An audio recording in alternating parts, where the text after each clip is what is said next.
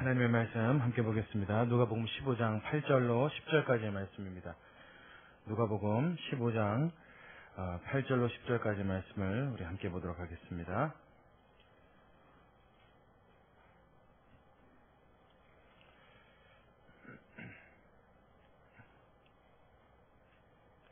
누가복음 15장 8절부터 10절까지의 말씀.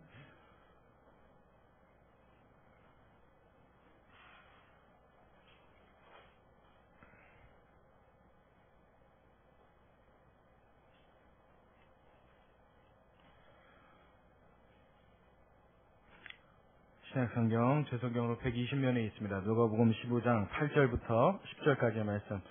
우리 세 절의 짧은 말씀이니까요. 우리 한 목소리로 같이 읽겠습니다. 합독합니다. 시작. 어느 여자가 10 드라크마가 있는데 하나를 잃으면 등불을 켜고 집을 쓸며 찾도록 부지런히 찾지 아니하겠느냐? 또 찾은즉 벗과 이웃을 불러 모으고 말하되 나와 함께 즐기자. 잃은 드라크마를 찾았노라 하리라. 내가 너희에게 이르노니 이와 같이 죄인 하나가 회개하면 하나님의 사자들 앞에 기쁨이 되느니라. 아멘. 할렐루야. 오늘 우리가 읽은 이 본문은 누가복음 15장 전체 총 3개의 비유로 된 예수님의 말씀입니다. 누가복음 15장의 전체가 다 세 가지의 비유로 구성이 되어 있는데요. 그 중에 두 번째에 해당되어지는 비유의 말씀이에요. 내용은 다 조금씩 다릅니다. 첫 번째는 잃어버린 양을 되찾는 것에 대한 비유고요. 두 번째는 우리가 방금 읽었듯이 잃어버린 드라크마 동전 하나를 찾는 것에 대한 비유입니다. 그리고 마지막으로 나온 비유가 유명한 비유죠. 우리가 다 잘 아는 탕자의 비유. 그렇죠. 잃어버린 아들이 다시 돌아오는. 그래서 잃은 것을 되찾는 것에 대한 비유가 세 가지의 다른 내용으로 같은 성격을 띠고 지금 15장을 구성하고 있습니다. 그 중에 이 두 번째 비유는요. 이 비유를 읽고 또 읽어봐도 사실 굉장히 논리적으로 맞는 이야기이긴 한데 어느 면으로는 참 우리의 상식을 많이 벗어난 이야기 같다 하는 생각을 지울 수가 없습니다. 그 이유가 무엇이냐면 먼저 여러분이 드라크마가 뭔지 좀 아셔야 돼요. 드라크마가 뭔지 아십니까? 드라크마. 에? 돈이죠. 화폐 단위인데 이 드라크마라고 하는 단위는 성경에 다른 단위로 표현되어 있는 단위 중에 데나리온이라고 하는 여러분 단위 아십니까? 한 데나리온 품삯을 줄 때 하루에 몇 데나리온을 약속했어요? 한 데나리온. 그래서 포도원 주인이 포도원 품꾼들에게 하루에 한 데나리온씩 주기로 하고 데려가서 일을 시켰죠. 그때 한 데나리온은 로마 화폐 단위입니다. 그 로마 화폐 단위, 은전으로 되어 있는 단위가 데나리온인데 이게 하루 노동자가 하루 일당을 버는 금액 정도의 수준을 한 데나리온이다 이렇게 말을 합니다. 그러니까 우리나라 단위로 말하면 약 시대마다 틀려요. 하루 노동자가 하루 임금 받는 게 시대마다 다르듯이 약 5만 원에서 10만 원 사이 뭐 이 정도 되는 정도의 금액이에요. 그게 한 데나리온인데 이 드라크마라고 하는 것은 헬라의 화폐 단위입니다. 그러니까 원래 유대인들이 로마 식민지에 있기 전에 사용하던 헬라 문화에 속해 있는 화폐 단위예요. 그런데 데나리온과 드라크마는 같은 단위입니다. 이해하셨죠? 그러니까 한 드라크마 동전 하나를 잃어버렸다 그런 거는 데나리온으로 따지면 몇 데나리온? 한 데나리온. 데나리온이 이렇게 힘들어요, 발음이. 저는 자꾸 대가리온 그래서 데나리온인데 데나리온 그러려고 그러면 게다가 한까지 붙여서 빨리 발음하면 한 데나리온. 이게 잘 안 됩니다. 어쨌든 이게 두 개가 같은 단위예요. 이해하셨죠? 그러니까 5만 원짜리 지폐 하나 잊어버린 거예요. 혹은 10만 원짜리 지폐 하나를 잊어버린 거예요. 이해가 여러분 좀 쉬우시죠? 여러분 같으면 찾으시겠어요? 안 찾으시겠어요? 찾기만 합니까? 열심히 찾죠. 이 여자도 보니까요. 보세요. 8절에 어느 여자가 10 드라크마가 있는데 50만 원, 100만 원 정도 있는 거예요. 그 중에 하나를 잃으면 등불을 켜고 집을 어떻게 해요? 쓸며 찾도록 부지런히 찾지 않겠느냐. 그러니까 막 물건도 꺼내내고 쓸기도 하고 닦아보기도 하고 치워보기도 하고 그러면서 이 동전을 찾는 거예요. 이 돈을 찾는 겁니다. 근데 열심히 찾았더니 침대 밑 구석탱이에 확 박혀서 도저히 보이지 않던 이 동전이 띈 거예요. 찾았습니다. 드디어 찾았어요. 여기까지는 우리의 상식을 벗어나지 않는 이야기입니다. 그래서 참 읽기가 편해요. 근데 9절로 넘어가면 이 약간 우리의 상식을 좀 넘어가는 이야기가 나와요. 자, 우리 9절 한번 다시 볼게요. 9절. 자, 함께 읽겠습니다. 시작. 또 찾은즉 벗과 이웃을 불러 모으고 말하되 나와 함께 뭐하자? 즐기자. 잃은 드라크마를 찾아노라 하리라. 아니, 잃은 돈이 뭐 한 1,000,000원 그러면 여러분 어때요? 이해가? 되죠. 친구 불러 모으고 이웃 불러 모아서 함께 즐기려면 돈 얼마 들까요? 아니, 제가 이 구절을 읽을 때마다 도대체 이해가 안 가는 거예요. 아니, 5만원 잃어버렸다가 찾았는데 이거는 뭐보다 뭐가 더 큰격이에요?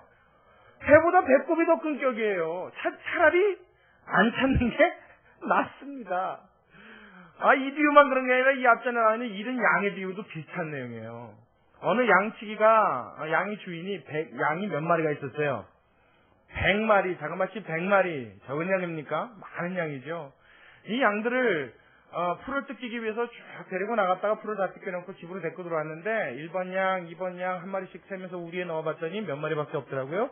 99마리, 한 마리가 어디로 새인 거예요. 그러니까 이 양치기가 어떻게 생각했냐면 내가 집에 있는 99마리를 내버려 두고 이 71마리의 양을 찾으러 나가리라 하고 나갔답니다. 여러분, 이게 상식적으로 말이 되는 얘기입니까? 여러분, 99마리가 중요합니까? 한 마리가 중요합니까? 여러분, 분명하게 대답하세요. 99마리가 중요합니까? 한 마리가 중요합니까? 여러분, 왜 이렇게 우리의 상식에 안 맞는 비유를 예수님이 드신지 아십니까? 여기 비유에 나와 있는 이 주인들의 마음은 사람의 마음을 표현한 비유가 아니라 우리 아버지 하나님의 마음을 비유한 것이기 때문인 줄로 여러분 기억하시기 바랍니다. 우리의 상식으로는 이해 안 간다고요. 우리는요, 한 마리 잃어버릴지라도 뭐가 더 중요해요? 당연하죠. 99마리인데 내 재산인데요. 그거 한 마리 찾으러 나갔다가 다른 놈들이 우리 한 2-3마리 더 넘어갔다가 혹은 이리 때가 들어와서 한 10댓마리 물고 가버리면 어떻게 할 거예요? 어떻게 하겠어요? 그런 위험을 감수하고서라도 지금 이 목자의 심정은 뭐밖에 없다고요?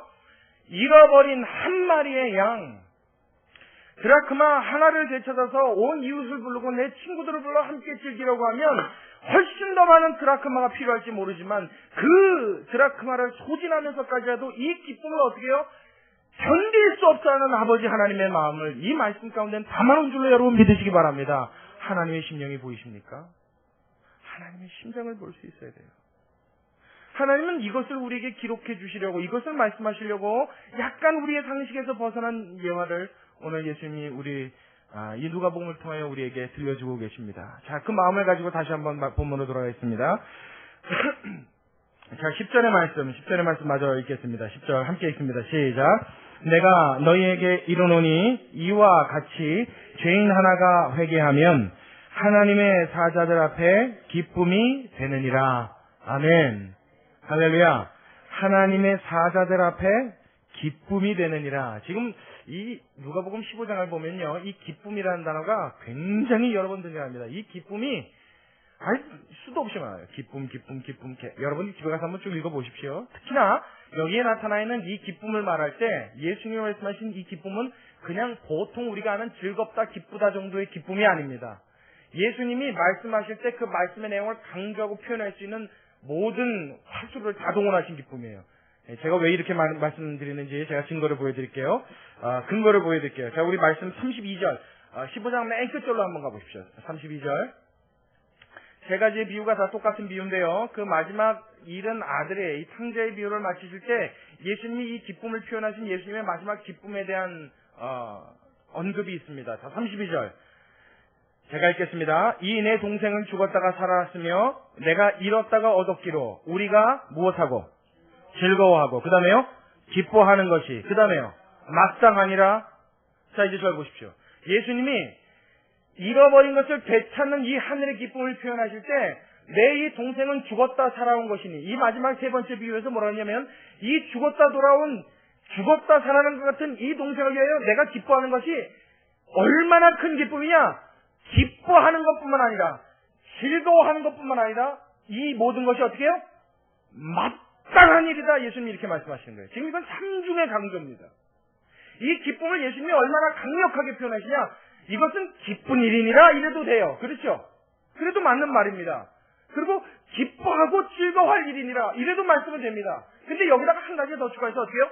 기뻐하고 즐거워하는 것이 이건 마땅하다. 써놓기를 마땅하다 써놓은 것이죠. 당연한 일이다. 이건 꼭 그래야만 한다. 할렐루야. 왜요? 하나님이 그만큼 기뻐하시는 일이기 때문입니다. 아멘. 제가 오늘 본인 당사자가 예배 시간에 안 계시니까 좀 말씀드리기가 좀 편합니다. 우리 이종훈 씨 여러분 새로 오셨죠? 근래 제일 최근에 태신자로 우리 교회에 등록하신 분이에요. 저는 그분을 볼 때마다요. 솔직히 제가 과거에는 안 그랬던 것 같아요. 제가 과거에는 안 그런 게 아니라 못 그랬던 것 같아요. 물론 태신자가 교회에 등록하고 새로 전도돼서 오시는 분들 예전에도 기쁘긴 기뻤습니다. 예전에도 참 감사했었습니다. 안 그랬던 적은 없습니다. 그런데 요 근래에 느끼는 제 심정은 제가 태어나서 처음 느끼는 감정인 것 같아요. 꼭 어떤 느낌이 드냐면 연애하는 사람이 자기 애인, 이제 막 사귄 지 얼마 안 된 자기 애인을 만나러 갈 때 두근거림이 있어요. 그래서 제가 예배 드릴 때마다 저 스스로도 이상합니다. 왜 이런 감정이 들지? 왜 이렇게 가슴이 설레지? 그리고 제 얼굴에서 웃음기가 그치지 않는 것을 저 스스로도 느껴요. 너무 그 행복감이 제 뼛속까지 사무쳐 옵니다. 그때마다 제 마음속으로 하나님 앞에 저도 모르게 드리는 기도가 있습니다. 예배 때 앉으면 꼭 하나님 앞에 저도 모르게 하는 기도가 있어요. 뭐라냐면 하나님, 우리 교회에 정말 많은 사람들이 구름대처럼 몰려오지 않아도 괜찮겠습니다. 왜냐하면 하나님 만약에 그렇게 전도돼서 몰려오면 제가 혹시 심장마비로 죽을지도 모르겠습니다. 여러분 이게 제 진심입니다. 여러분들은 아멘 그러셔야죠. 그렇게 저를 노려보고 계시면 어떡합니까? 아멘. 제가 오죽하면 그런 기도를 다 한다니까요. 하나님 뭐 이렇게 구름대처럼 아니요 필요 없습니다. 아니 어쩌면 제가 감당치 못할지도 모르겠습니다. 그저 이 한 사람, 그저 이 한 영혼이 하늘나라 백성 되어 하나님의 생명책에 그 이름을 올리고 우리와 더불어 하나님을 찬양하고 하나님을 사랑하는 것이 한마음 한뜻이 되어 하나님을 예배하는 일만 있다면 하나님 죽어도 여한이 없습니다. 여러분 이 심정을 제가 갖겠습니까? 이 마음을 제 스스로 갖겠습니까? 이 마음을 학습해서 되겠습니까? 이걸 어디 가서 배움도 가질 수 있겠습니까?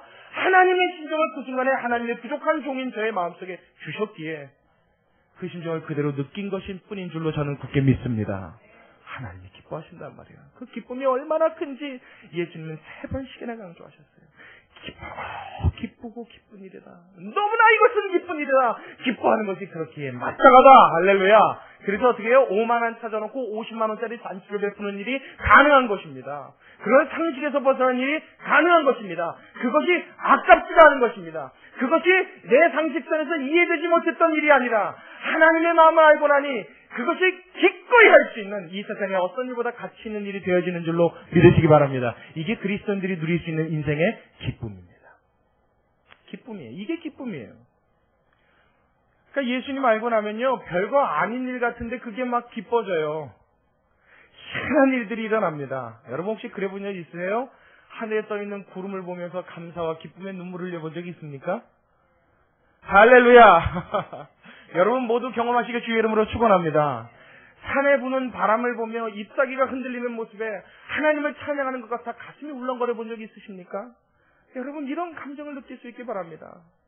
이 땅에 태어나 사는 것이 무겁고 내 인생의 짐이 무거워서 내 부모는 왜 나를 이 세상에 낳았는가 원망하고 불평했던 한때의 어두운 시기가 있었다고 한다면 그것이 극복되어지고 그 상황들이 모두 거쳐나가고 이 땅에 태어나게 하심을 감사하며 이 땅에 발붙이고 있음을 감사하며 내가 살아있는 이 숨, 내 호흡을 하나님 앞에 감사하며 내가 가 하늘나라 내가 만날 그 하나님을 마음속에 그리며 기뻐하며 즐거워했던 경험이 여러분 가슴에 있습니까? 여러분 가슴을 넘치게 채울 수 있는 하나님의 축복이 임하시길 주의 이름으로 축원합니다. 오늘은 그 기쁨을 하나님이 이야기하고 계신 거예요. 이 기쁨은 뭐라고 그럽니까? 성경이 세상이 줄 수도 없는 기쁨이요. 할렐루야. 세상이 앗아갈 수 없는 기쁨인 줄로 믿으시기 바랍니다. 누가 주셨기 때문입니까? 하나님이 주신 기쁨이에요. 이 기쁨이 우리에게 가장 가장 크게 전달될 때가 있는데 그것이 바로 우리 주변의 영혼을 구원하는 일이 있을 때 우리의 가슴에 이 기쁨은 가장 크게 전달된다고 하나님은 말씀하십니다. 우리는 그저 한 명이 구원되면, 한 명이 전도되면 반가워하고 즐거워하고 몇 시간 교제 나누다가 헤어지면 아마 그 감정을 잊을지 몰라요. 그러나 오늘 본문에 보니까 뭐라고 하십니까? 내가 너희에게 이르노니 이와 같이 죄인 하나가 회개하면 하나님의 사자들 앞에서 무엇이 된다고요? 기쁨이 된다고요. 기쁨이 되는 이것이 어디 앞에서? 하나님의 사자들 앞에서. 하나님의 사자들 앞에 누구를 이야기하시는 겁니까? 하나님 사자 앞에서 기뻐하는 사람이 누굴 것 같습니까? 천국의 모든 백성들도 기뻐하겠죠. 그러나 이 말씀의 주인공은 하나님 당사자입니다. 하나님의 사자들 앞에서 누가 가장 크게 기뻐한다는 거예요? 하나님이. 하나님의 사자들 앞에서 하나님이 기뻐하시는데 이와 같이 잃어버린 드라크마 하나를 찾아서 모든 잔치를 배설하고 그 가운데 기쁨을 함께 나눈 이 기쁨이 하나님의 가슴에 충만하여 하늘은 이미여 잔칫날이 되어져 있다는 것입니다. 아멘. 그래 여러분, 우리가 전도하는 그 전도와 노력을 통하여 하늘의 그 무엇보다도 큰 기쁨이, 하늘의 그 무엇보다도 가장 큰 잔치가 벌어지는 연회가 배설되는 줄로 믿으시기 바랍니다. 하나님이 기뻐 뛰시는 거예요. 하나님이 기뻐 뛰시는 거예요. 그래서 저는 상식적으로 그렇게 생각합니다. 그래서 전도 많이 하는 사람의 기도는 하나님이 안 들으실래요? 저는 안 들으실 수 없다고 생각합니다. 여러분, 사람도요, 나를 기쁘게 해주는 사람은 기뻐요, 안 기뻐요? 아, 기쁘죠. 내 마음을 시원하게 해주는 사람은요, 보기만 해도 어떻습니까? 좋고 그냥 즐겁죠. 그 사람 말이라면 어때요? 거절해요, 다 들어줘요. 여러분, 사람도 이와 같아요. 근데 우리 하나님도 역시나 마찬가지일 것 같아요. 하나님의 가슴을 시원하게 해드려요. 하나님의 마음을 기쁘시게 해드려요. 무슨 일이 있어도 하나님은 항상 그 사람을 통하여 얼굴에 환한 웃음을 지으시어요. 여러분, 그 사람의 기도는 호흡까지도 하나님이 낱낱이 들으실 줄로 믿습니다. 물론 그렇지 않다고 안 들으신다는 말씀이 아니라 말이에요. 이거는 상식선에서 드리는 말씀이에요. 그렇지 않겠습니까? 여러분, 내가 하나님의 마음을 기쁘시게 할 수 있다면 우리 인생에 그보다 더 큰 보람이 어디 있겠습니까? 그보다 더 큰 즐거움이 어디 있겠습니까? 제가 예전에 강남에 있는 사랑의 교회에 갔다가 그 교회 목사님이 하시는 설교를 들으면서 그 교회에 있는 어떤 장로님 이야기를 들은 일이 있습니다. 송달 장로님이라고 하시는 분이 그 교회에 계시는데, 여러분 혹시 그 이름을 아시는 분 계십니까? 송달. 이름이 좀 특이하죠? 그분이 우리나라에서 굉장히 유명한 분입니다. 어떤 분이냐면 회계사신데 국가에서 불러서 채용할 만한 거의 1급 회계사입니다. 그래서 우리나라 옛날에 이렇게 여러분 한보 그룹 아시죠? 지금은 이미 도산에서 없어졌는데 그 한보 그룹이 넘어갈 때 그 모든 채무관계와 모든 회계를 맡아서 국가에서 불러서 그 일을 담당시켰던 사람이 송달 장로님이세요. 그러니까 굉장히 유명하고 굉장히 이름 있고 실력 있는 그런 분이십니다. 그분이 이제 은퇴를 얼마 안 놔두고 교회에서 그런 말씀하셨대요. 그 교회 그 교회 재정을 맡아서 보고 계셨는데, 제가 얼마 안 있으면은 이제 은퇴를 하니, 제가 은퇴를 하고 나면 교회 재정을 내려놓겠습니다 하는 이야기를 했대요. 그래서 왜 그만두시려고 합니까? 그랬더니 제가 은퇴를 하고 나면 제 있는 모든 재산을 팔아서 저 몽골 지역으로 가서 거기에 배움이 없고 학식이 없는 사람들에게 글도 가르치고 말도 가르치고 또 그들에게 복음을 전파하면서 내가 알고 있는 모든 지식을 그들에게 쏟음과 동시에 내가 갖고 있는 가장 귀한 우리 하나님 증거하다가 내 일평생을 마감하고 싶습니다. 이렇게 이야기했대요. 할렐루야. 멋있죠? 정말 멋있어요. 그래서 모든 것을 다 정리하려고 하는 상황에 몸이 좀 좋지가 않고 감기기가 있어서 병원에 가서 검사를 했답니다. 검사를 했는데 이게 웬일이에요. 폐암이 걸렸는데 1기, 2기가 아니고 말기랍니다. 청천벽력 같은 이야기죠. 자기 일평생 하나님 앞에 충성한 것도 모자라서 그 하나님의 말씀을 위해서 평생 자기의 인생을 정말 불살하듯 하나님 앞에 신앙을 가지고 살아온 것도 부족해서 이제 남은 여생을 내 하나 남김없이 하나님을 위해서 다 쏟아붓고 가리라 하였던 그 인생의 마지막에 그의 마지막 끝은 평온하게 하나님 앞에 돌아가는 것이 아니라 폐암말기라고 하는 무서운 병에 대한 경고였습니다. 여러분 마음에 낙심이 오겠습니까? 안 오겠습니까?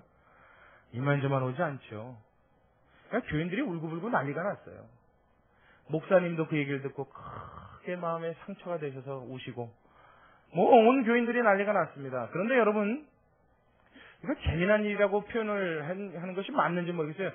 근데 재미난 일이 벌어졌어요. 어떤 일이냐면, 그 장로님이 입원을 하시고 병원에서 치료를 받는데 다른 치료법이 없잖아요. 암 말기면은 이제 수술도 할 수가 없고, 이제 무슨 방사선 치료인가요?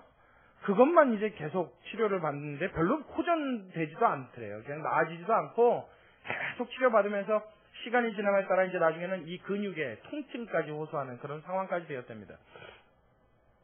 교인들이 이 장로님이 염려가 되고 참 많은 교인들한테 사랑을 받았던 장로님이셔서 아주 너나 할 것 없이 그 병원을 방문하여서 다 위로하고 그렇게 방문안을 했다고 합니다.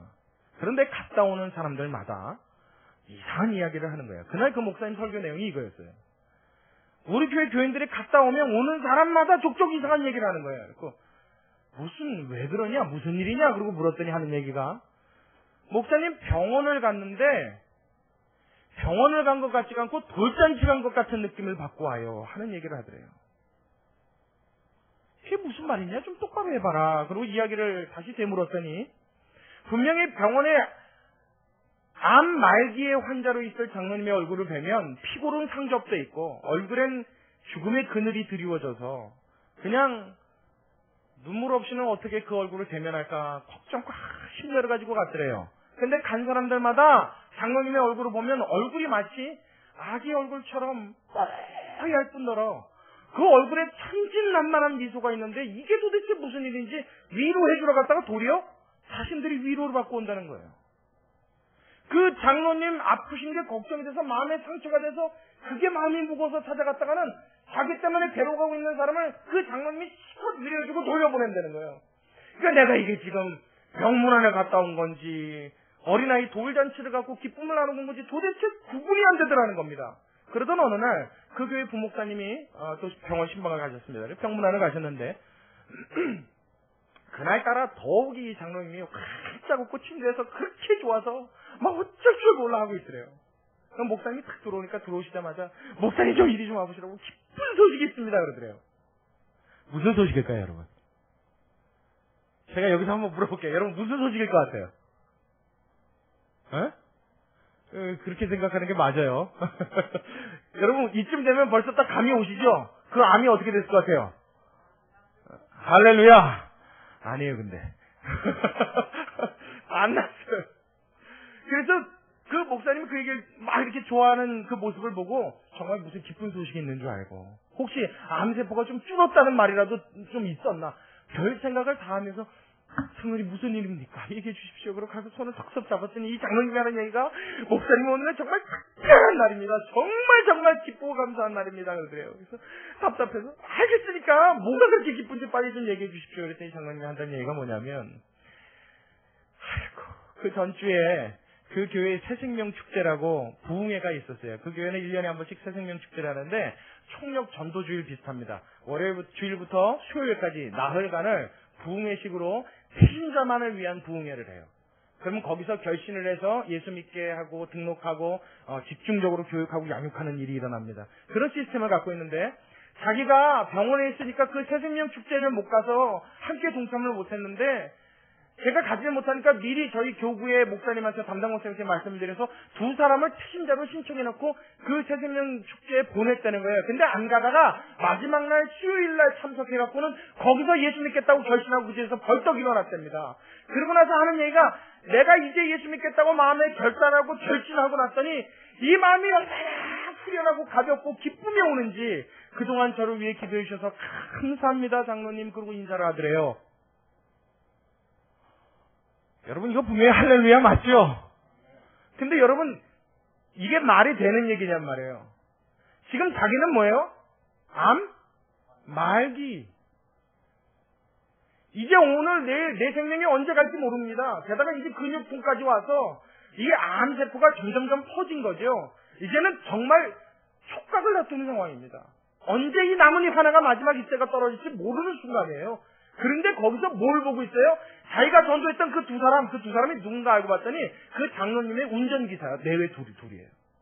그러니까 같이 차를 타고 다니면서 내 옆에 전도한 거예요. 몇십 년을 전도를 한 거예요. 그런데 이제서야 그 결실을 맺은 것이 얼마나 하나님께 감사한지. 내 생명이 지금 꺼져가는 건 안중에도 없는 거예요. 뭐야? 하늘나라의 그 영혼이, 그 이름이 등록되었다는 거예요.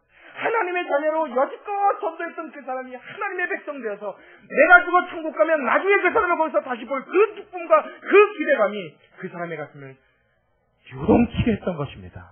할렐루야. 여러분, 예수 믿는 사람이라면 이와 같은 기쁨이 우리의 가슴에 있어야 될 줄로 믿습니다. 그러나 여러분, 실상 우리는 어떻습니까? 별로 기뻐할 수 없죠. 왜냐하면 내 코가 석자인 일이 너무나 많기 때문에요.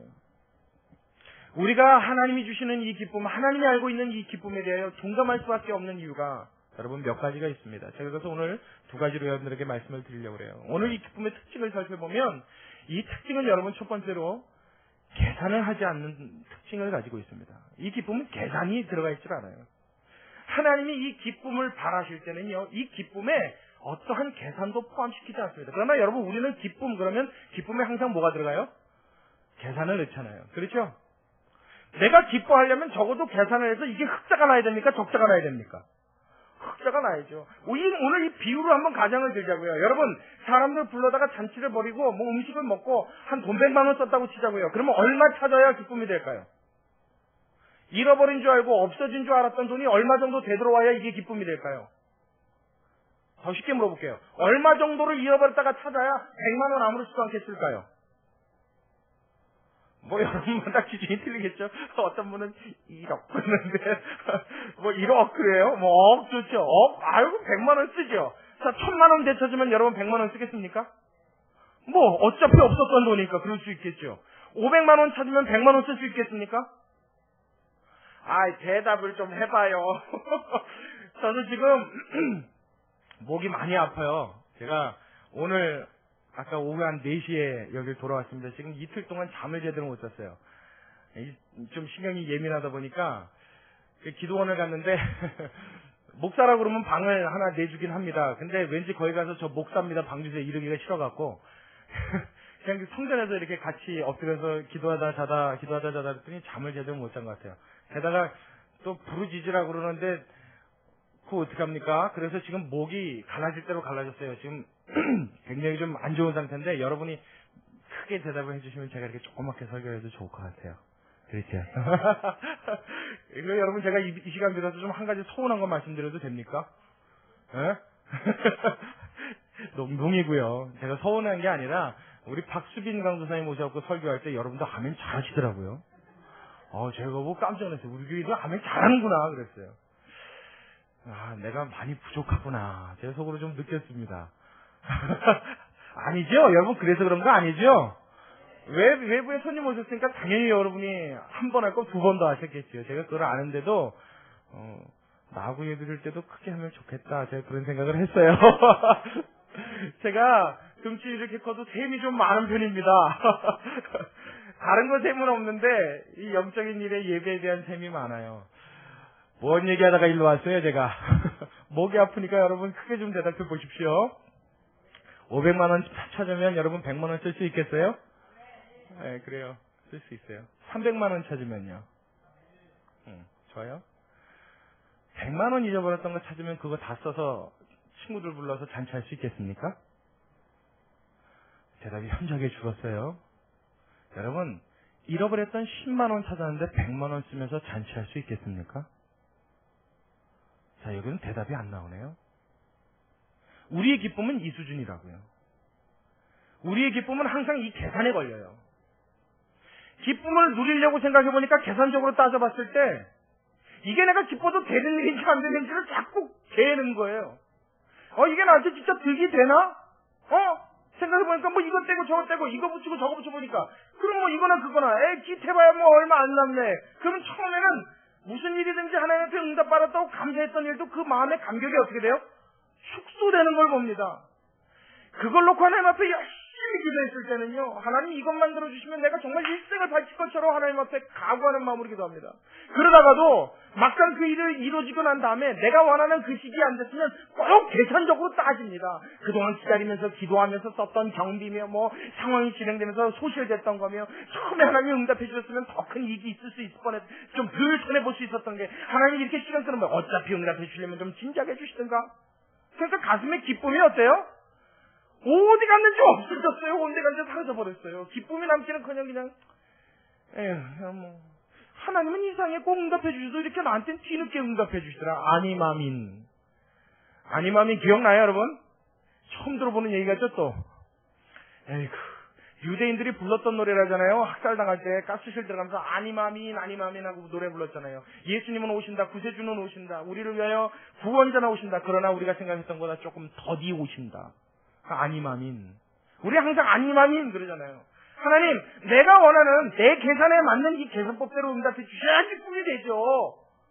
당장! 그렇죠? 성격도 배워가지고 말이에요. 금방! 하나님 응답 빨리!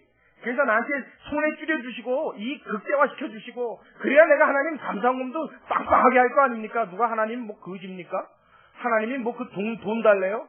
하나님은 여러분 그런 헌금, 그런 감사헌금에 관심 없으십니다. 뭐요? 내 마음이 하나님과 내가 함께함으로 그 하나님이 내 인생을 인도해 주심으로 나의 마음과 그 하나님이 결탁되어 하나 되므로 내가 하나님의 속을 알고 하나님이 나의 속을 아시고 그 하나님과 동행함으로 살아가며 생기는 모든 일, 그것이 내 계산에 들어오든 아니 들어오든, 그것이 나에게 이익이 되든 아니 되든, 그것이 진정 내가 원하는 것이든 원하지 아니하든 하나님의 손길이라면 그것에 따라가며 느낄 수 있는 기쁨에 하나님 앞에 드리는 영광과 찬양을 하나님이 기뻐 받으신 줄로 믿으시기 바랍니다.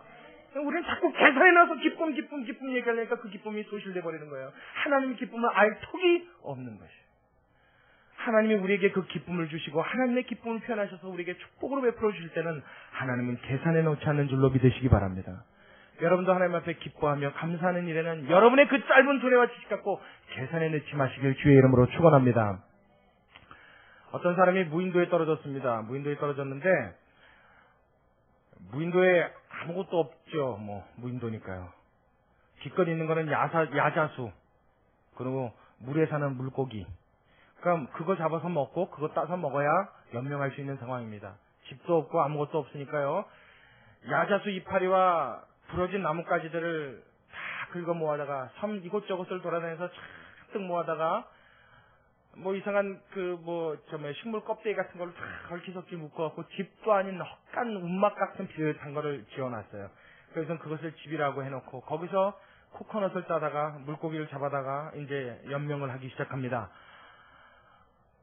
하루는 먹을 게 궁하고 물고기도 잘 잡히지 않아서 마음에 상심이 되어가지고 내가 이 섬을 돌아다니면서 혹시 동물이라도 있으면 토끼 같은 거라도 한 마리 있으면 좀 잡아다가 오늘은 내가 그걸로 한번 배를 채워보리라. 그리고 그 무인도를 사방팔방 헤매고 다니다가 저녁 늦게나 되어서 자기 운막으로 돌아왔습니다.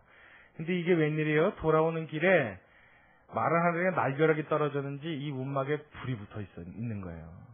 해질녘이 돼서 어두컴컴한데 자기 운막이 있는 위치에서 뭐가 환하게 빛이 나오는 걸 보고 놀라서 달려왔더니 그 운막이 이미 불이 타가지고 이미 반은 잿더미가 되었고 연기와 불꽃만 올라오고 있는 거예요. 그래서 얼마나 속이 상한지 땅을 주먹으로 치면서 하나님 앞에 울며 기도했어요. 하나님 도대체 왜 나한테 이렇게 하십니까? 나를 이 아무도 없는 이 첩첩 산중밖에 없는 이 무인도에 나를 떨어뜨려 놓으시고 사람도 살지 않고 먹을 것 구하기도 힘든 이 상황에 운막이라고 간신히 겨우 하나 지어놨더니 하나님 이제 내가 잘 곳까지 빼앗아 가십니까? 나를 구조해 주시는 못할 망정 하나님 내 사는 이 상황을 더 악화시키는 하나님의 저희가 뭡니까? 그리고 하나님 앞에 원망을 했대요. 그렇게 원망을 하다가 어느 순간 자기도 모르게 잠이 들었습니다.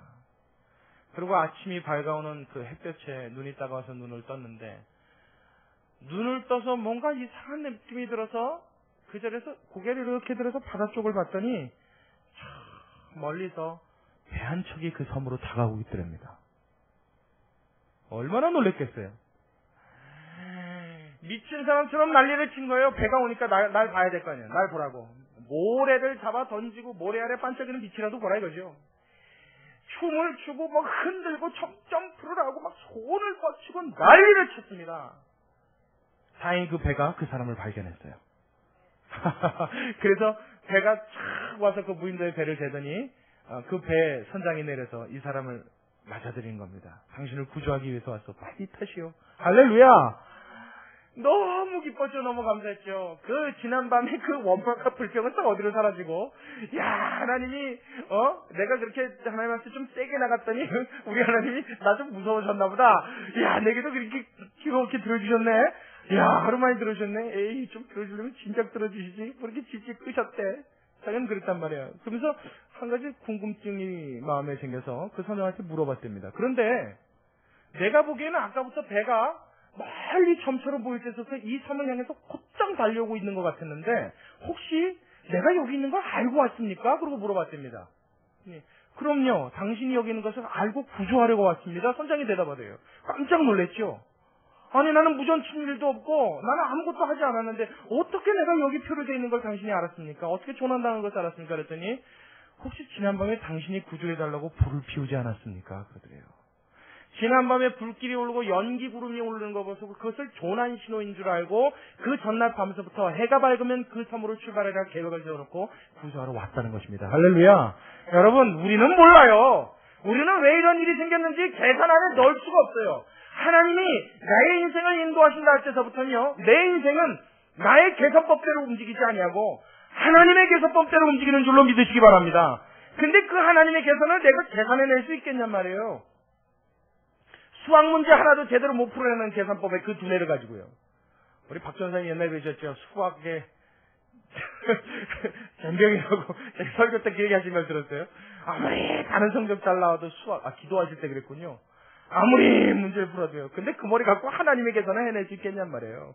하나님이 나를 위해서 자로 재놓은 내 인생을 설계해 놓으신 걸 내가 꿈이라 꿀 수 있겠느냐 말이에요. 여러분 이미 여러분의 계산을 떠난 나의 인생이라 한다면 그 하나님의 편에 내 인생을 맡긴 순간서부터 하나님이 주시는 그 기쁨 가운데 순종과 감사하는 것에 여러분의 마음을 드릴 수 있게 되길 주의 이름으로 축원합니다. 아멘. 그때 어떻게 해요? 진정한 기쁨이 내 마음속에 찾아오기 시작해요. 두 번째 이 기쁨의 특징은요. 나눔에 있습니다. 기쁨은 나눔에 있습니다. 다시 한번요. 우리 한번 따라해 볼게요. 기쁨은 더 크게요. 기쁨은 나눔에 있습니다. 기쁨은 나눔에 있습니다. 자, 그런데 우리 기쁨은 나눠요, 안 나눠요? 나눠요? 진짜 나눠요? 정말 나눠요? 그럼 여러분 기쁜 일 다 줘요? 제가 그 이야기를 여러분 이해하기 쉽게 제가 예를 하나 들어드릴게요. 예전에 저희 아버님 살아계실 때 체육관 운영하실 때 말이에요. 명절날이 되면요 선물이 어마어마하게 오는 겁니다. 정말 많이 들어오더라고요. 저는 무슨 체육관 관장이 그렇게 인기 있는 직업인 줄 몰랐습니다. 사과가요 13상자, 배가 11상자, 보통 다 10상자가 넘어요. 하여튼 보도 듣도 못한 이상한 것도 와요. 그리고 저희 어렸을 때요 제가 조금 했는데 제 키보다 조금 작은 술병도 있었어요. 그러니까 그걸 사람이 따르지 못하니까 이렇게 거치대에 걸려있어요. 그럼 이렇게 기울여서 따라 마시는 거예요. 그거 다 먹고 어떻게 되라고. 그런 술이 있나 몰라요. 별게 다 들어와요. 그리고 그때 당시에는 처음 봤죠. 아주 옛날이니까. 그 벌집채로 있는 꿀 있죠. 지금은 그런 게 좀 흔한데 예전에 그런 거 하지 않았어요. 그러니까 그런 거, 이게 뭐냐. 별 희한한 게 막 들어오는 거예요. 그런 게요. 저희 집에 한 반을 채웠습니다. 채웠어요. 기뻐요? 안 기뻐요? 아니 지금은 여유가 있고 먹을 게 풍성하니까 그렇게 많아도 처치곤란이라는 얘기도 가끔 하죠. 그렇죠? 근데 예전에 그렇게 먹고 살기 힘들고 그런 거 이렇게 막 사먹고 그러기 어려운 시절에 여러분 그렇게 막 들어오면 안 먹어도 배가 어때요? 진짜 부르더라고요. 제가 그 어린 나이인데도 안 먹어도 뭐가 부자. 그래서 어른들이 안 먹어도 배부르다. 너네 먹는 거 봐도 배부르다. 제가 그 말을 그때 알았어요. 안 먹어도 내 배가 부르다. 진짜 배가 불러오는 것 같아요. 그렇게 기쁨이 오더라고요. 그게 막 아득한데요. 와, 저게 다 내 배로 들어온 것 같고 막 그냥 집에만 들어가면 집에서 과일 냄새가 풍겨요. 얼마나 그게 좋았는지 몰라요. 게다가 그때 당시만 해도 생일날 아니면 좀 보기 어려웠던 케이크 같은 것도 말이에요. 막 굳어질 정도로 많이 들어왔었어요. 그러니까 이런 것들이 쫙 쌓여 있는데, 자, 우리 상식적으로 여러분 한번 대답해 보십시오. 이것은 이웃과 함께 나눌 때 더 큰 기쁨이 있습니까? 없습니까? 아유, 대답 잘 못하시네. 자, 여러분, 그냥 여러분이 실제로 하냐 안 하냐 묻는 거 아니에요. 여러분이 아는 거 대답하시라고요. 나눠줄 때 기쁨이 더 커집니까? 안 커집니까? 진짜 더 커지잖아요. 그럼 옆집도 평상시에 잘 못 먹던 건데, 많다고 나눠주면 감사합니다. 그 주는 기쁨, 받는 기쁨 서로 나누잖아요. 이게 더 커집니다. 우리 상식적으로 알죠. 근데 그 기쁨이 좋다고 그래서 말이에요. 자, 조를 짜가지고, 오늘은 이 집, 오늘은 저 동네, 내일은 뒷동네, 내일은 앞동네, 이건 막 퍼주기 시작해서 나중에 바닥이나 버리면 어때요? 기쁨이 나만 합니까? 안 나만 합니까? 우리의 기쁨은 그거란 말이에요. 우리의 기쁨은요, 제한적입니다. 나누긴 나누되 어느 만큼이요? 나의 최선의 이익을 남겨놓고 나눌 때 기쁨이 있어요. 그렇죠? 그렇죠. 우리의 기쁨은 항상 그래요. 우리가 생각하는 기쁨이란 그래요. 남한테 100% 줄 때도 일단 나부터지. 그리고 나 먹고 살면 그 다음에 누구요? 내 자식들 목 남겨둬야죠. 내 식구, 내 피부치, 내 혈연, 그 다음에 내 이웃, 내 친한 사람들 거 남겨놓고 그 다음에 모르는 사람, 그 다음에 교회, 그 다음에 안 믿는 사람, 뭐 이 순서 아닙니까? 그래서 제일 먼저, 제일 우선적으로 빼놓는 몫이 있다면 그게 뭐예요? 나를 중심으로 한, 내 측근의 것들은 항상 무엇인가를 남겨놓고 나눠주기 시작해요. 근데 여러분 오늘 이 비유에서 나타나 있는 이 드라크마를 찾은 여인 보십시오. 드라크마 하나를 찾았는데 어떻게 해요? 온 이웃을 부르고 자기의 친구들을 불러 이 기쁨을 함께 나누자고 오직 기쁨에만 집중하는 모습을 우리는 발견할 수 있습니다. 기쁨 자체, 그 기쁨 자체가 하나님이 주신 복이라는 것을 이 여인은 이 본문을 통해서 우리에게 알려주고 있는 것입니다. 여러분, 먹어서 마시오? 누려서 마시오? 가져서 마시오? 아니요. 그 모든 것을 허락하신 하나님이 나에게 집중하신다는 것이 여러분 참된 기쁨의 본체인 줄로 믿으시기 바랍니다. 이걸 놓치면 안 된단 말이에요. 내가 무엇을 잃든, 내가 무엇을 얻든, 이 모든 일들이 하나님으로 비롯돼서 나에게 왔다면 지금 적어도 이것이 나에게 사라진다 해도 누가 남아 계신다고요? 나를 집중하신 그 하나님이 있는 걸 내가 느껴야 된단 말이에요. 하나님이 주시는 기쁨은 무엇인가를 제한적으로 두고 남겨두시고 주시는 기쁨이 아닙니다. 하나님이 기쁨을 표현하시고 그 기쁨을 축복으로 우리에게 주실 땐 남김없이 호리라도 남김없이 어떤 것도 계산을 짓지 않고 제한 두지 않으시고 하나님의 풍성을 따라 우리에게 베푸시는 줄로 믿으시기 바랍니다. 이 기쁨을 우리가 누릴 수 있게 주의 이름으로 축원합니다. 이 두 가지의 특징을 갖고 있는 기쁨이 있단 말이에요. 이 세상에. 그 외에 다른 기쁨들은요, 우리가 여태껏 생각했던 계산 속에 들어가 있는 기쁨입니다. 그래서 그 계산을 벗어나면 그 기쁨은 효력을 잃어버립니다. 그 기쁨은 소실돼 버립니다. 이 세상에서 우리가 누릴 수 있는 우리가 원하는 기쁨들은 제한적이란 말이에요. 그래서 이 제한을 넘어가 버리면 이 기쁨은 다 사라지고 소실돼 버린다고요. 더 이상 어제까지 기뻤을지라도 오늘은 우울한 하루가 된단 말이에요. 그래서 여러분들의 인생이 날마다 이렇게 어쩌면 우울하다 힘들다 말할지 몰라요. 진정 하나님이 주시고 싶은 기쁨은 따로 있는데, 진정 하나님이 누리게 하고 싶은 기쁨은 우리의 마음속에 따로 있는데, 우리의 관심과 우리의 생각이 그 기쁨에 마음을 두지 아니하고 세상의 기쁨, 내 욕심에 비롯된 기쁨에 내 마음을 빼앗겨 놓으니 여러분의 인생이 기뻐질 날이 없는 것입니다. 하나님이 주시는 기쁨에 여러분의 삶이 돌아와, 여러분의 눈이 박히고 여러분의 마음이 돌아와 항상 기뻐라 하신 그 하나님의 말씀이 무슨 뜻인 줄 깨닫고 여러분의 삶에 이러한 기적 같은 일이 일어나게 되시길 주의 이름으로 축원합니다. 그 기쁨이 어디에 있어요? 영혼 전도에 달려 있다고요. 세상에서 얻을 수 있는 기쁨들은요, 이렇게 제한적이고 자기 계산적이어서 이 범위를 벗어나면 싹 사라지지만 하나님과 더불어서 마음이 하나 되어지는 이 전도의 행위는요, 영혼을 구원하는 행위는요, 이 세상에 어떤 것도 감히 침범할 수 없는 범주에 속한 기쁨인 줄로 믿으시기 바랍니다. 줘도 아깝지가 않아요. 희한하죠? 여러분, 어떤 조건에서도 주는 것 외에는 더 이상 받고 싶은 마음이 들지 않는 기쁨이에요. 왜냐하면 하나님이 그러한 기쁨의 성격을 느끼고 계시는 걸 우리에게 주시기 때문입니다. 그러니까 여러분, 전도하고 영혼을 구원하는 사람들은요, 그 인생이 밝아집니다. 힘이 납니다. 이상하게 빛이 납니다. 말기암 환자라고 해도요, 그 인생이 이제 곧 마감되어질 그 극한 상황에서도요, 하늘나라에 대한 소망으로 속이 가득합니다. 누구의 심정을 가졌기 때문이에요? 하나님의 심정을 가졌기 때문이에요. 오늘 이 비유에 담겨있는 하나님의 마음, 여러분 것이 되시길 주의 이름으로 축원합니다. 이게 좀 큰 복입니까, 여러분? 이게 좀 큰 복이에요? 조건을 떠난 감사, 조건을 떠난 기쁨이에요. 상황을 넘어서고 상황을 초월한 기쁨이에요. 하나님만이 우리에게 주실 수 있는 기쁨입니다. 제가 이 3일 동안 기도원에 가 있으면서 여러 가지를 느꼈습니다. 여러 가지를 생각했는데, 거기에 목사님들 설교를 들으면서 또 거기에 온 성도들 기도하는 모습을 보면서 여러 가지로 생각을 했습니다.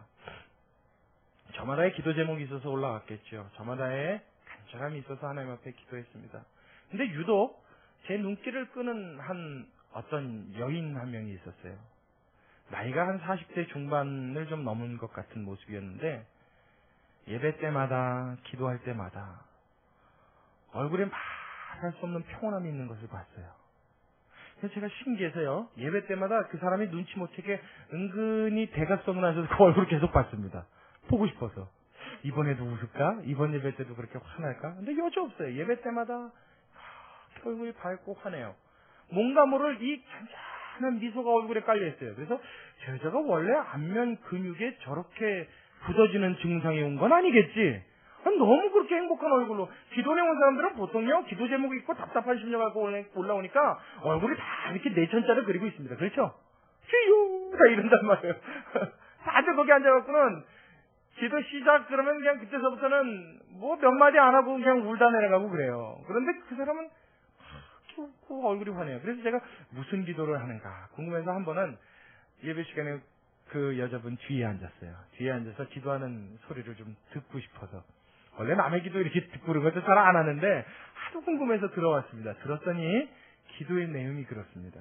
하나님, 이번에 제가 이 산에 올라온 거 하나님 무엇 때문에 온지 이미 아시죠? 제가 집에서 발걸음을 뗄 때부터 하나님 나 무슨 생각 갖고 있는지 이미 아시죠? 하나님, 내가 여기 와서 하나님 붙들고 하나님 외치고 하나님 보려고 하는 거 주님 다 보고 계시죠? 꼭 마치 자기 친정 아버지한테 내 속을 다 아시는 그분한테 뭔가를 그냥 이렇게 하나님 그런 거 당연하지요. 꼭 이건 뭐냐? 이건 기도의 느낌이 어떠냐면 하나님 반드시 해주십시오 이게 아니라 해주실 거 저 알아요. 할렐루야. 제가 그 모습을 보면서 참 기도 막히고 한편으로는 저 교회 목사님 누군지 정말 참 잘 가르쳤다 그런 생각이 들었어요. 그 믿음, 기도 자체가 그냥 곧 믿음의 표현이더라고요. 그냥 하나님 지금 나 보고 계시죠? 그러는 거예요. 그리고 그 믿음에 자기 기도를 맡겨버리는 거예요. 그럼 하나님이 그 기도 듣고 안 보시겠습니까? 아니, 자녀가 높은 꼭대기에 올라가서 엄마 나 손 잡아줘. 엄마가 옆에 서 있어요. 아직 손을 안 잡았지만 엄마 나 잡아줘야 된다. 그리고 촉발을 딱 치는데 가만히 쳐다보고 있을 부모가 어디 있냔 말이에요. 그 자식이 누구 믿고 있어요? 나 믿고 있잖아요, 지금.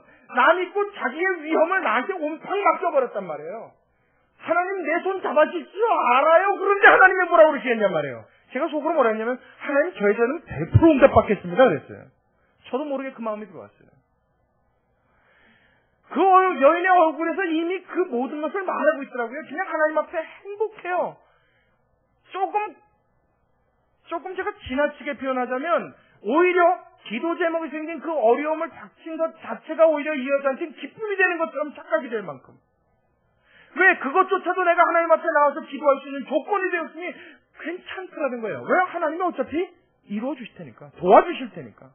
내가 원하는 대로 되지 않을지라도 하나님은 더 좋은 것으로 예배하실 테니까. 아브라함이 그 아들을 데리고 산꼭대를 향하여 올라가면서 그 마음에 품었던 생각이 있습니다. 3일 길을 걸어가면서 마음이 흔들릴 수 있었겠지만 그가 믿었던 하나님은 어떤 하나님이셨느냐? 없는 것을 있는 것처럼 부르시고 죽은 자를 살리시는 하나님인 것을 아브라함이 믿었다라고 하였습니다. 할렐루야. 왜냐하면 백세나 되어 자기 몸이 죽은 것 같음을 알고도 믿음이 연약해지지 않고 하나님의 말씀대로 그 아들을 얻었더니 죽은 몸에서 산 자를 얻었다면 하나님이 바치는 그 아들을 하나님이 다시 살리실 수 있을 거라는 그 믿음이 그의 마음에 가득하였던 것입니다. 설령 내가 원하는, 내가 바라는 그 꿈대로, 그 그림대로 이루어지지 않는다 할지라도 하나님은 더 좋은 것으로 채워줄 수 있는 하나님의 신뢰하는 마음으로 하나님 앞에 나아가니 하나님께서는 그 기도에 응답해 주시며 더 넘치는 기쁨으로 그 삶을 채워주신 줄로 믿으시기 바랍니다. 이게 믿음의 삶 아니겠습니까? 이게 신앙인의 삶입니다. 이 땅에서 여러분 하나님 주시는 이 기쁨에 여러분의 인생이 가득하길 원하십니까? 여러분 하나님이 원하시는 그 관심에 여러분의 관심에 초점을 맞출 수 있길 주의 이름으로 축원합니다. 저는 우리 이종훈 성도님 와서 이렇게 예배를 드리면요, 제가 속으로 그래요. 우리 오 권사님이 제일 기쁘겠다 그런 생각이 들어요. 왜냐하면 제가 알기로 한 3년 전도하셨다고 얘기를 들었거든요. 그 몇 년을 한결같이 전도했는데 안 듣죠, 권사님? 콧방귀도 안 끼죠? 막 그럴 땐 때려주고 싶습니다. 그렇죠. 그냥 막 얄밉기도 하고요. 어떨 때는요, 화가 나면 그런 생각 들어요. 그래, 막 믿지 말고 지옥 가라, 이런 마음. 이런 마음도 들어요, 진짜로. 사람이니까 듭니다. 그런데도 그럴 때마다 어떻게 해요? 오장육부에서 막 뭐가 기어 올라오는 것 같아요. 근데 그거를 꽉 누르고, 그걸 꽉 누르고, 3년을 버텼더니, 그 딸까지 딸까지 함께 데리고 나오는 하나님의 기적이 일어난 줄로 믿습니다. 이 기쁨은 세상에 줄 수 없단 말이에요. 여러분의 마음을 하나님께 드리십시오. 여러분의 생각을 하나님 앞에 맡기십시오. 하나님과 더불어서 놀라운 기적의 삶을 여러분의 주인공으로 살게 될 줄로 믿으시기 바랍니다. 이 축복이 저와 여러분의 삶에 충만케 되시길 주님의 이름으로 축원합니다. 우리 같이 기도하겠습니다. 고맙고 감사하신 아버지 하나님, 주님의 은혜와 사랑을 감사합니다. 하나님, 이 땅에서 주는 기쁨, 축복, 하나님 이 땅에서 누릴 수 있는 것, 주님 그것도 참 귀합니다. 안 귀해서 주님 앞에 기도드리지 않는 것이 아닙니다. 이 모든 것은 우리에게 있어야 될 줄 하나님이 아시기에 주님 우리 그저 잠시 내려놓았습니다. 그리고 우리의 마음으로 하나님이 원하시고 기뻐하는 것이 무엇인지를 우리 찾길 원하고 그 찾음 속에 하나님 우리도 그 하나님의 기쁨에 통참할 수 있는 축복의 길이 열리길 원하오니 하나님이 우리의 생각을 붙들어 주시고 우리의 마음을 붙잡아 주셔서 영원 구령의 열정이 불타오르게 하여 주옵시고 그 속에서 하나님이 느끼시는 그 기쁨과 축복이 우리의 삶에 그대로 전달되어서 우리의 삶 전체 영역에 영향을 미치게 하여 주옵시고 그로 인하여 하나님의 사람다운 인생이 무엇인지를 하나님 스스로도 느끼고 남들에게도 보이고 증거하며 살아갈 수 있는 우리의 삶이 되게 축복하여 주시옵소서. 모든 영광을 주님께 돌려드립니다. 우리 하나님께 속한 하나님이 거룩한 속성의 기쁨 우리 모두가 주인이 되길 소원하오니 주여 도우시고 축복하여 주시옵소서. 감사를 드리며 예수님의 이름으로 기도드리옵나이다. 아멘. 우리 474장 우리 찬송가 하나님께 드립니다.